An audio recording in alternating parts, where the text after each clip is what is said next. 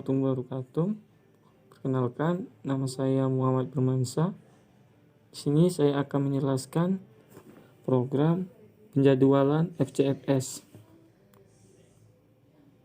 Pertama, di sini sudah ada soalnya dari dosennya.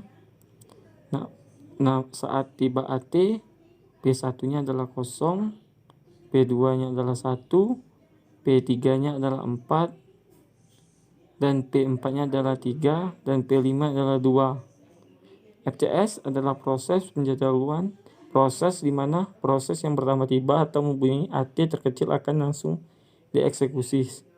Oke, yang keduanya kita akan membuat langkah 1 untuk mencari panjang atau lama proses keseluruhan dengan menjumlahkan seluruh BT.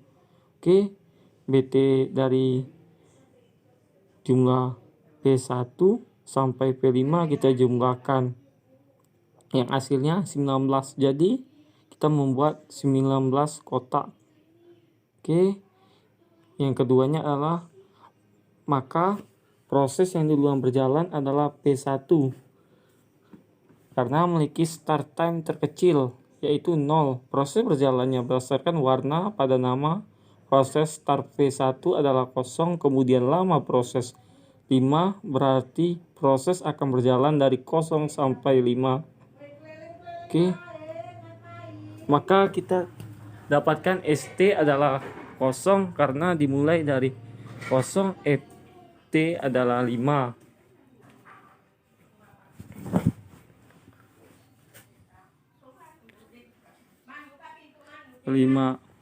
Penjadwalan FCFS.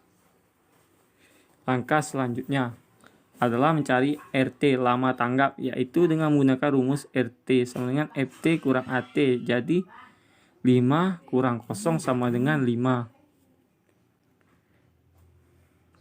Jadi saat mulai ST-nya diisi 0 dan saat rampung diisi 5. Lama tanggap 5.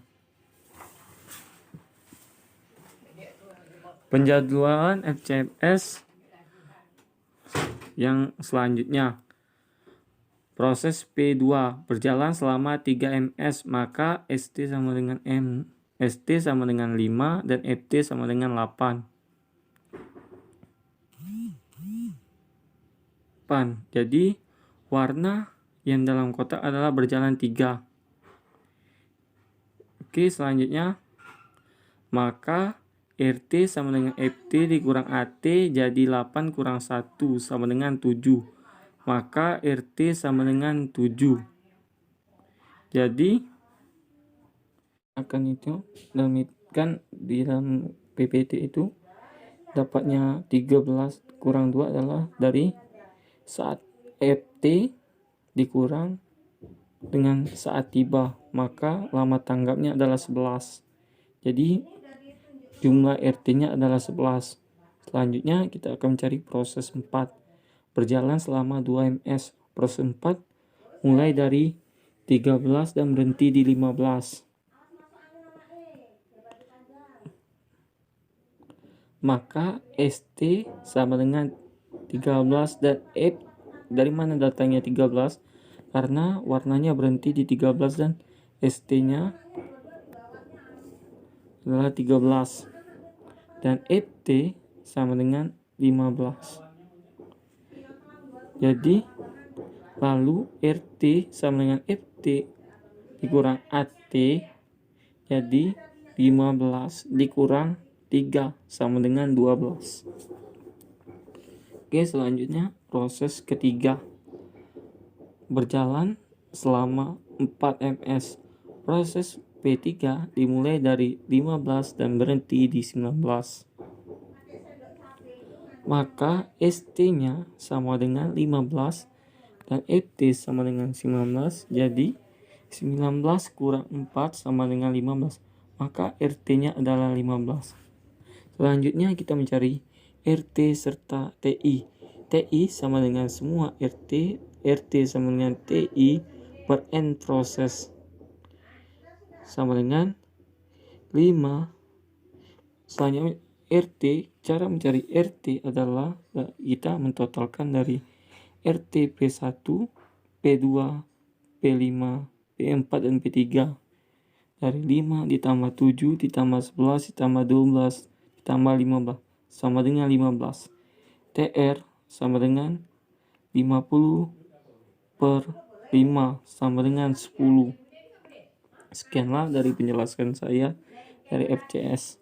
Dan selanjutnya akan dijelaskan oleh teman saya metode yang lain.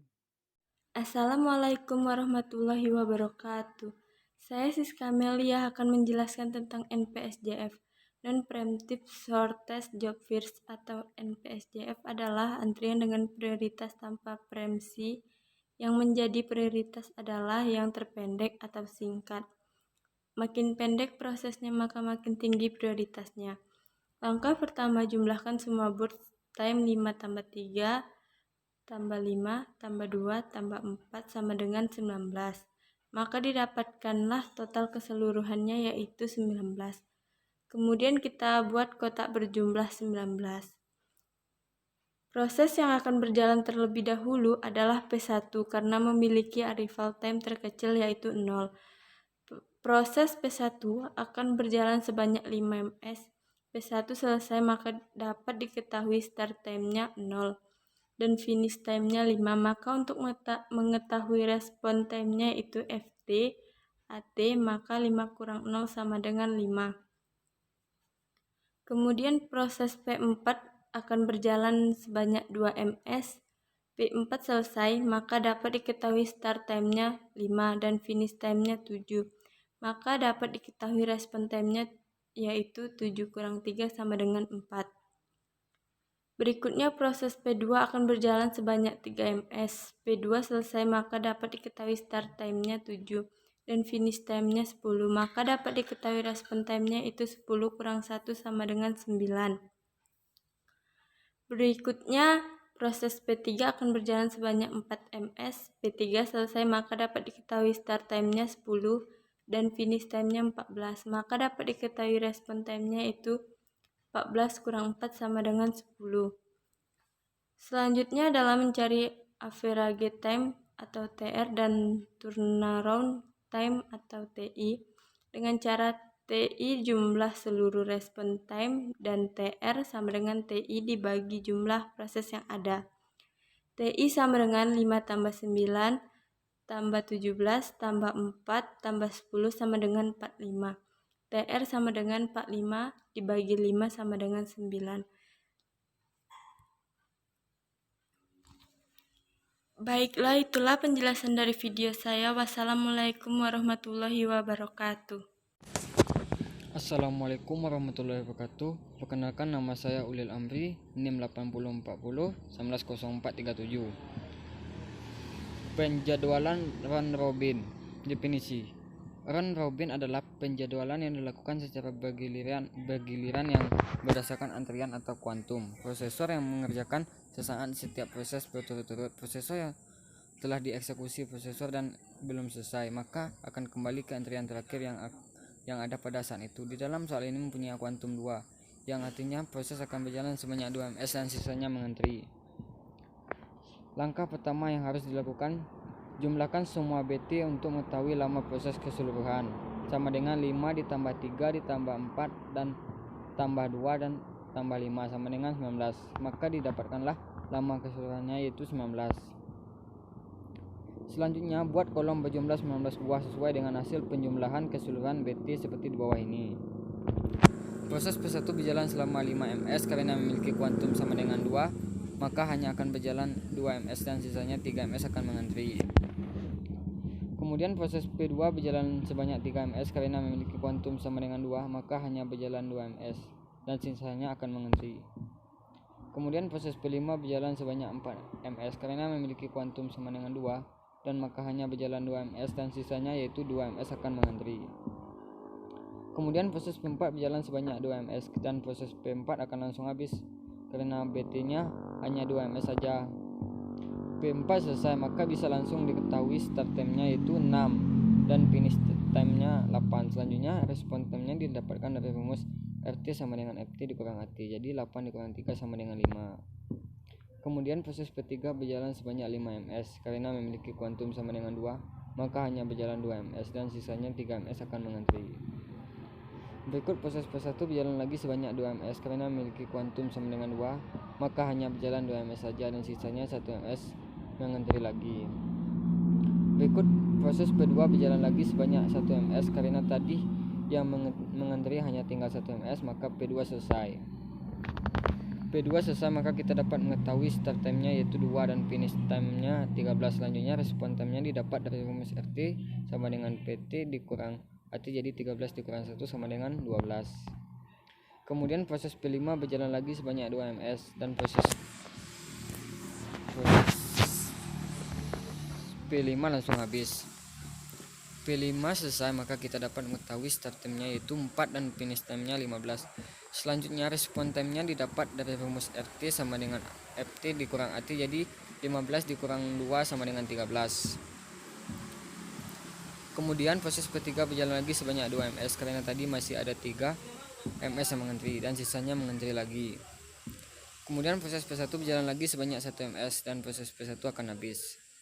P1 selesai maka kita dapat mengetahui start time-nya yaitu 0 dan finish time-nya 18. Selanjutnya respon time-nya didapat dari rumus RT sama dengan FT dikurang AT, jadi 18 dikurang 0 sama dengan 18.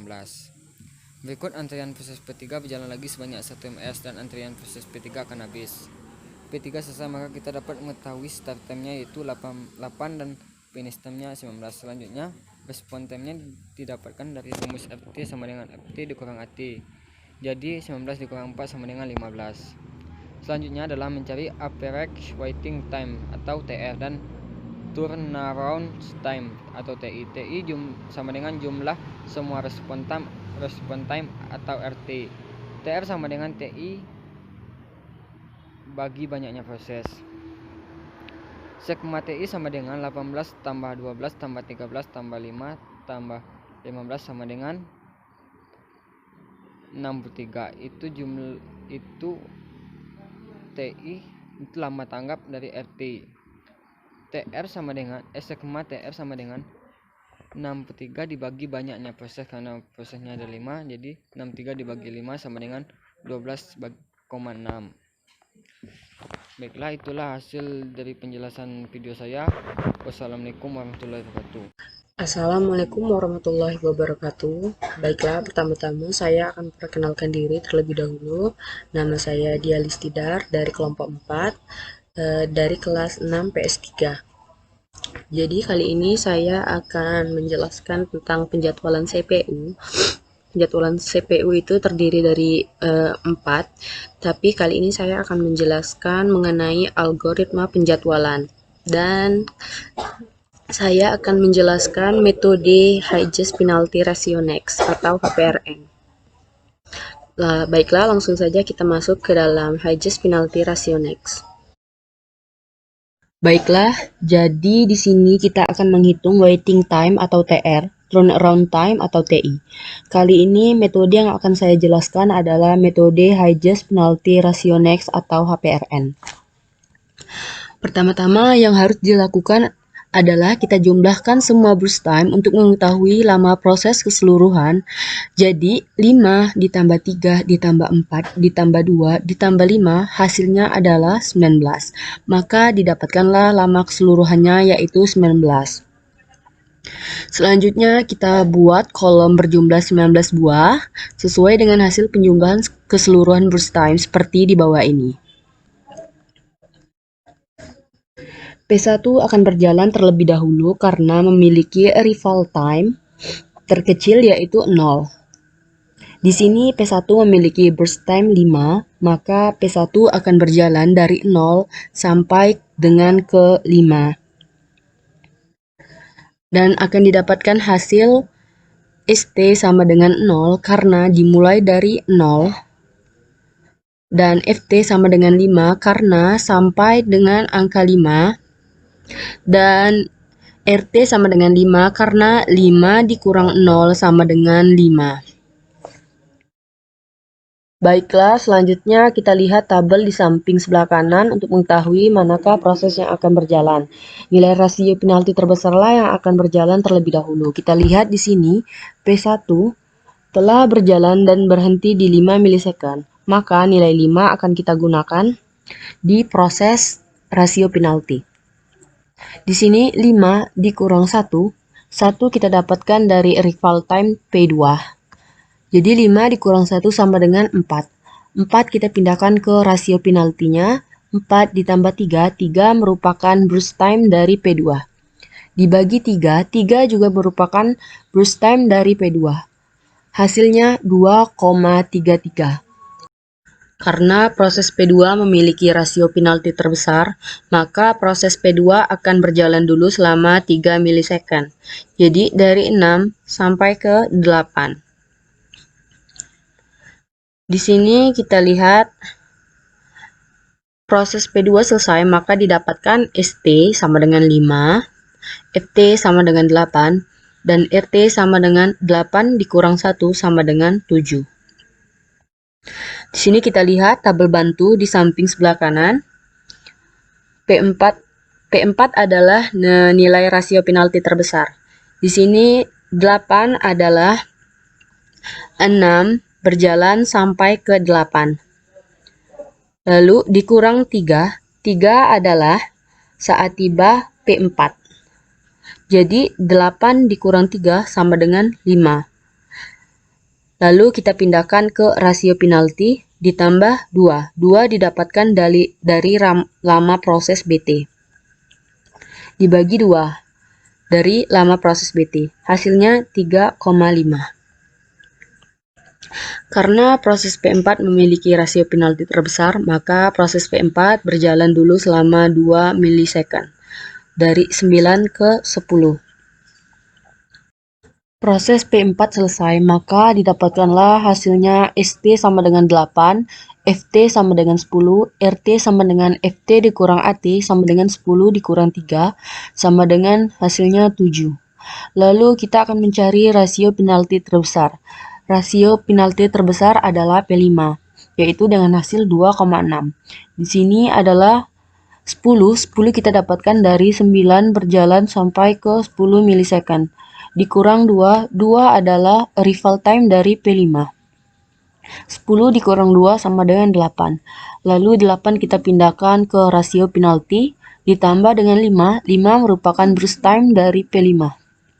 Dibagi 5 sama dengan 2,6. Karena proses P5 memiliki rasio penalti terbesar, maka P5 berjalan selama 5 milisecond dari 11 ke 15. P5 selesai, maka didapatkanlah ST sama dengan 10, FT sama dengan 15, dan RT sama dengan FT dikurang AT sama dengan 15 dikurang 2, hasilnya 13. Karena P3 yang terakhir, maka langsung saja berjalan selama 4 milisecond dari angka 16 ke 19. P3 selesai, maka didapatkanlah ST sama dengan 15, FT sama dengan 19, RT sama dengan FT dikurang AT, atau 19 dikurang 4, hasilnya 15. Maka di sini kita akan mendapatkan hasil turnaround. Jumlah dari RT sama dengan 5 ditambah 7 ditambah 15 ditambah 7 ditambah 13, hasilnya 97. Dan waiting time-nya TI dibagi banyak proses atau 47 dibagi 5 sama dengan 9,4.